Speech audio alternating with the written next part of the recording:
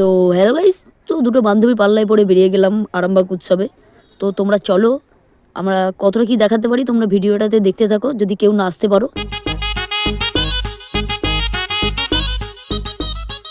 অবশেষে অনেকটা হাঁটার পর মেন গেটের সামনে চলে আসলাম।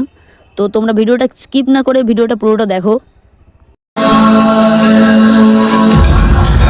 আমি তো মেলার মধ্যে ঢুকি সবার প্রথমে ডান্স দেখতে চলে গেছিলাম। গিয়ে দেখলাম একটা মেয়ে ডান্স করছে। আর তোমরা নিশ্চয়ই জানো আজকে কে আসতে চলেছে, আজকে জোজো আসছে। তারপর চলে গেলাম একটু নাগরদোলার কাছে, গিয়ে নিচে থেকে মজা নিয়ে আমরা আবার ব্যাকে চলে আসলাম। ব্যাকে আসার পর আমি কোনোদিনও ভাবতে পারিনি যে আমার সাথে ছোটা ভীমের দেখা হয়ে যাবে। তো তোমরা দেখো ভীমকে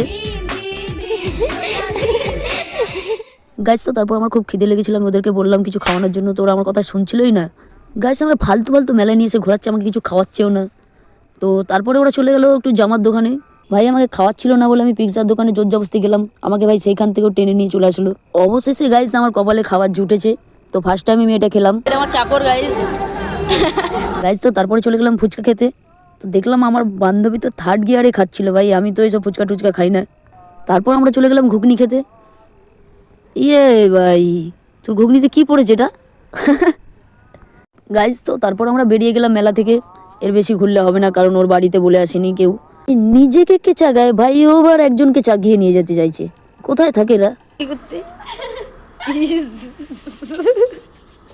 তো গাড়ি আমরা জেঠিমাদের বাড়িতে রেখেছিলাম, তো জেঠিমাদের বাড়ি থেকে গাড়িটা বের করে নিয়েছি। এবার আমরা বেরিয়ে যাব বাড়ির দিকে।